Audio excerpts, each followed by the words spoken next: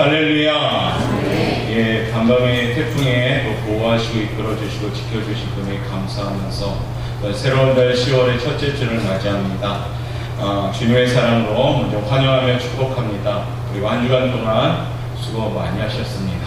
자, 새로운 달 이제 10월이죠. 특별히 10월은 우리가 성령을 좀 충만히 받아야 되겠습니다. 그래야지 우리 삶이 좀 변화도 되고 힘도 있고 역동적이고 우리가 몰아낼 건 몰아내고 담아야 될 건 담을 수 있는 그런 힘 있는 신앙생활 될 것 같습니다.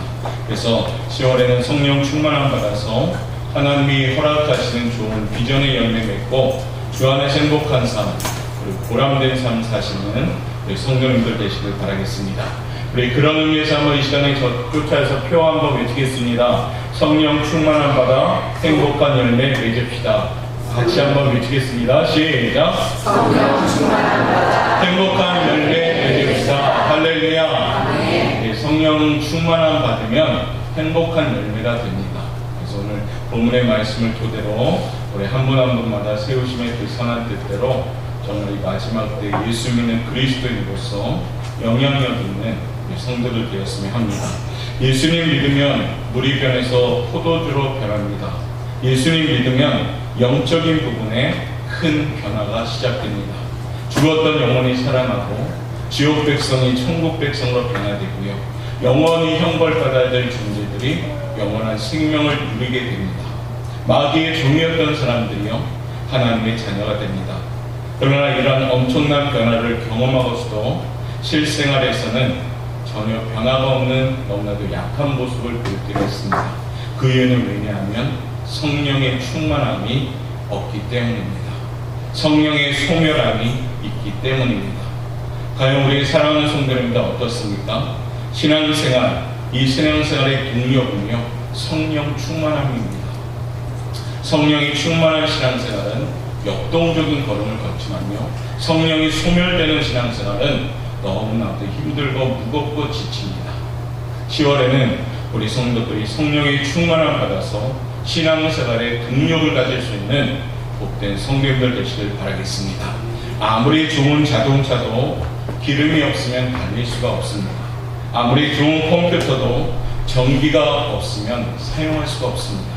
예수를 믿고 영원히 거듭나고 하나님 자녀의 신분으로 변화가 일어났어도 그 안에 성령님의 충만함이 없다면 신앙생활의 동력을 잃어버리게 됩니다.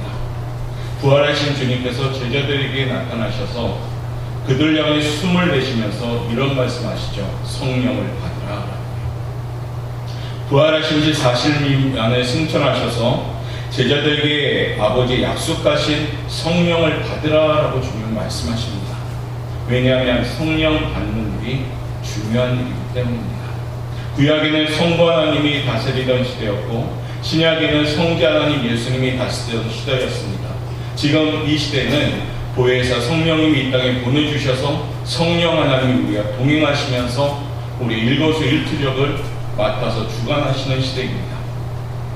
그렇기 때문에 주님께서도 부활하셔서 제자들을 처음 만나실 때 성령 받으라라고 말씀하시고 또 하늘에 올라가실 때에도 제자들에게 성령 받으라라고 말씀하시는 이유가 거기에 있습니다. 왜냐하면 성령의 충만함이 너무나도 중요하기 때문입니다. 그래서 제자들은 주님의 부탁대로 예루살렘에서 다른 모든 사역을 내려놓고 전혀 기도에 힘쓰기 시작하죠. 그래서 그 유명한 사건이 오순절 마가다락방의 성령님의 임하심의 사건입니다. 오늘 본문의 말씀이 우리가 읽었던 내용들이 그 내용이죠. 전혀 기도에 힘쓰고 오직 기도에 힘썼더니 성령의 충만함으로 임하시고 뜨거워지기 시작했습니다. 오순절날 강력하게 임하신 성령님을 받게 된 것입니다. 과연 왜 이처럼 성령 충만함을 받으라 할까? 왜 우리 성도들은 성령 충만함을 받으셔야 될까? 왜 우리의 신앙생활은 성령이 충만해야 될 것인가? 오늘 이 본문의 말씀을 토대로 우리가 이 질문에 답을 구할 수 있는 그런 성도들 되시길 바라겠습니다. 10월에는요 한 분 한 분마다 성령의 충만함 받아서 정말로 힘있는 믿음 생활 하시고 신앙생활이 항상 기뻐함의 생활이 되시고 범사에 감사하는 생활 되시고 쉬지 말고 기도할 수 있는 능력의 생활 되는 우리 성도들 되시길 바라겠습니다. 자, 그럼 성령 충만하면 어떻게 변화될까요? 우리 한번 제목 한번 읽어볼까요? 시작. 성령이 충만하면 인격이 달라집니다. 인격이. 아무리 좋은 자동차도 난폭 운전자가 몰면 그 자동차는 자동차로서의 폭력적인 모습으로 형편없는 자동차가 되지. 그러나 아무리 성능이 좋지 않은 자동차라 할지라도 모범 운전자가 몰면 그 자동차는 좋은 자동차가 됩니다. 마찬가지로 사람의 출신 성분이나 학벌이나 지위나 인격과 상관없이 그 사람을 통제하는 존재가 무엇이냐에 따라서 그 사람은 좋은 사람이 되는 겁니다. 거짓의 아비인 마귀가 조종하는 사람은 마귀의 열매를 맺습니다. 사탄의 열매를 맺으며 살아가는 인격이 된다는 겁니다.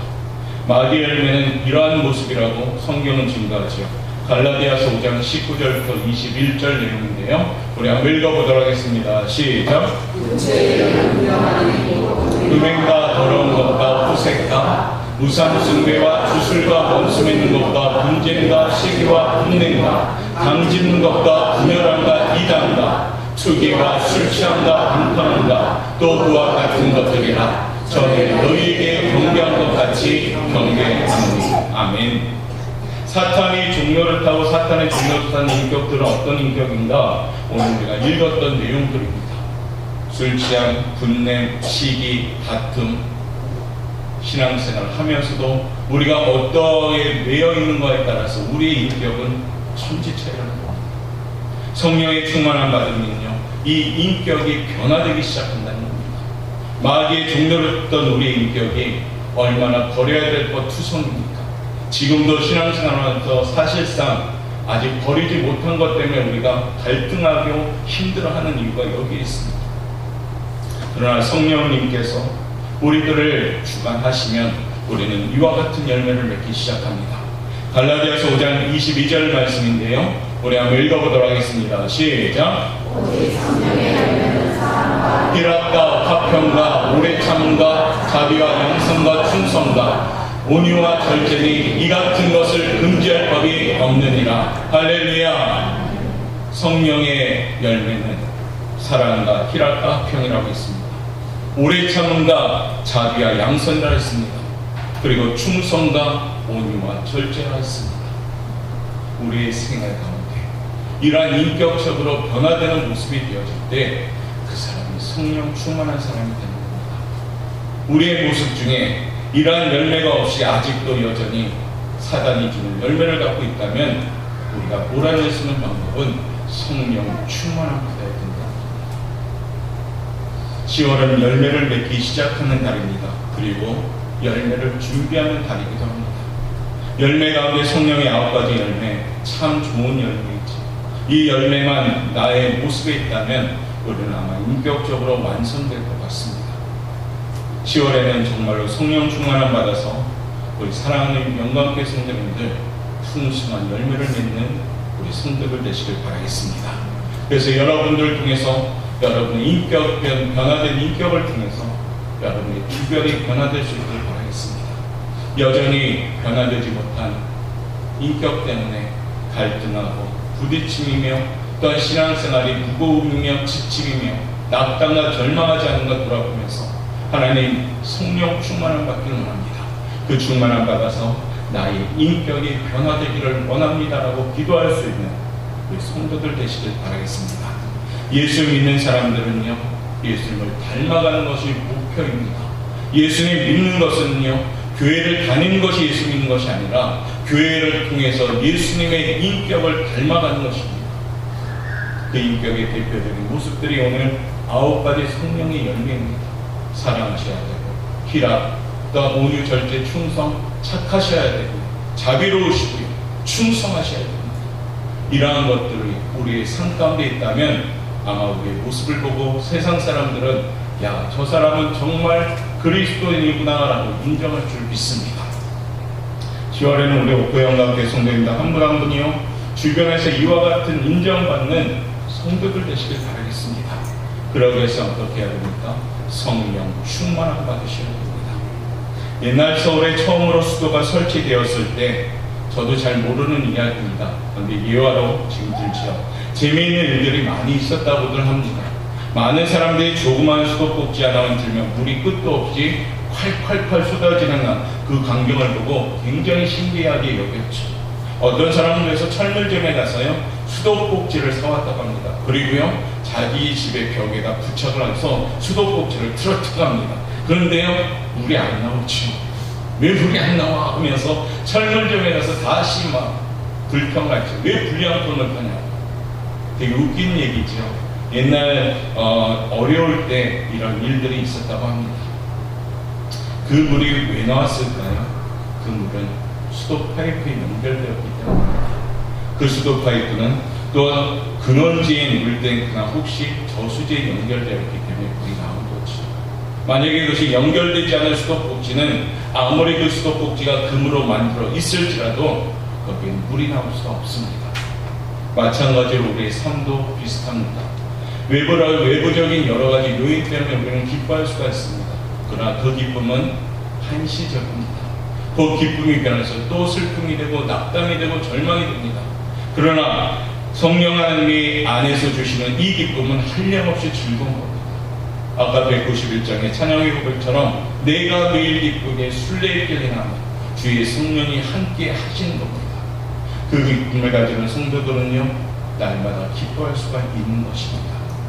내 안에 내 표정이 예수 믿어도 아직까지 변하지 않았다면 우리가 기도하면서 변화시켜야 됩니다.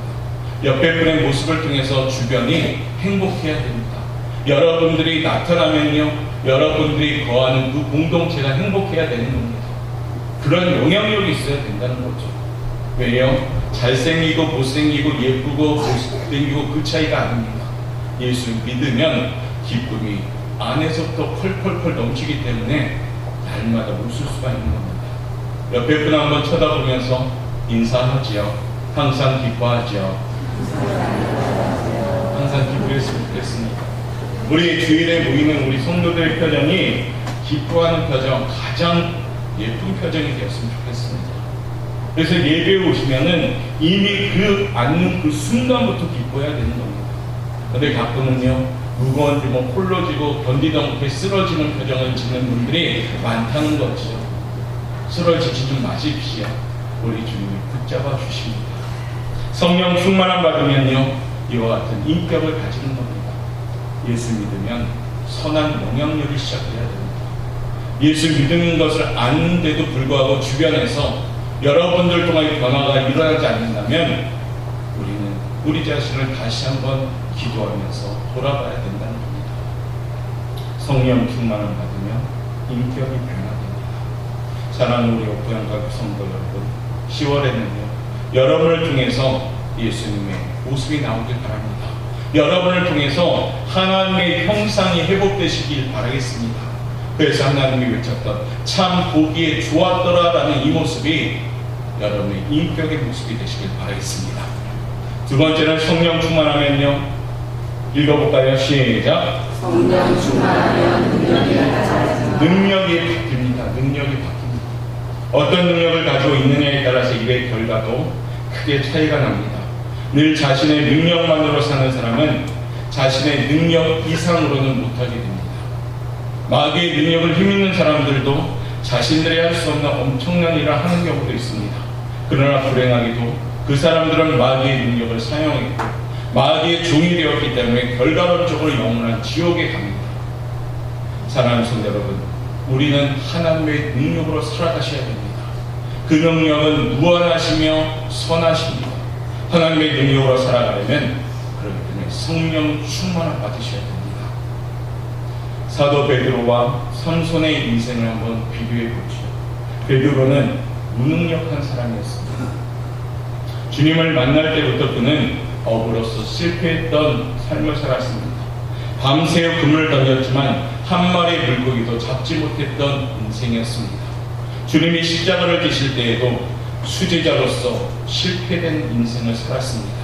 3년 동안 스스로 섬겼던 예수님을 내가 저자를 모른다 하면서 부인과 함께 오히려 저주했던 제자가 베드로였습니다.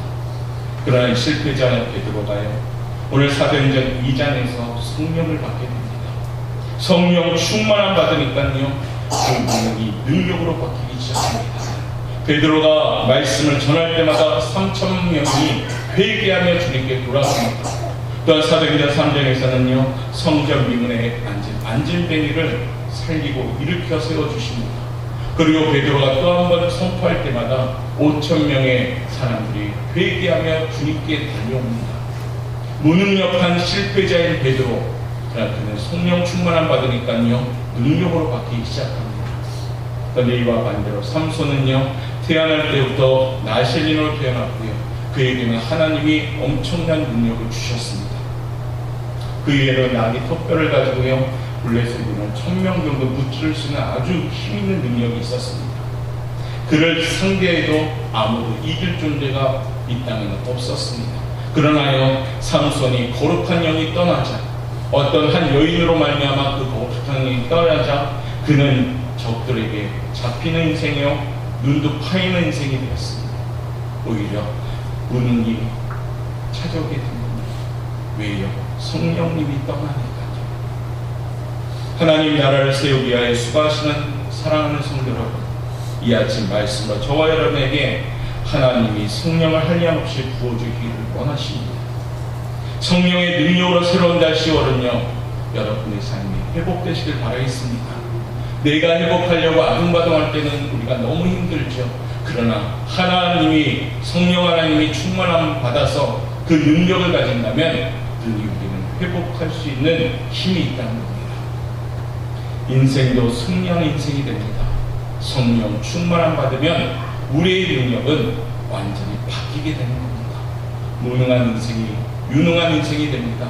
무명한 인생이 유명한 인생이 됩니다. 약한 자가 강해집니다. 미련한 자가 지혜롭게 바뀌어집니다. 왜요? 성령 충만함 받으면 우리에게 하나님이 주시는 능력이 오기 때문입니다.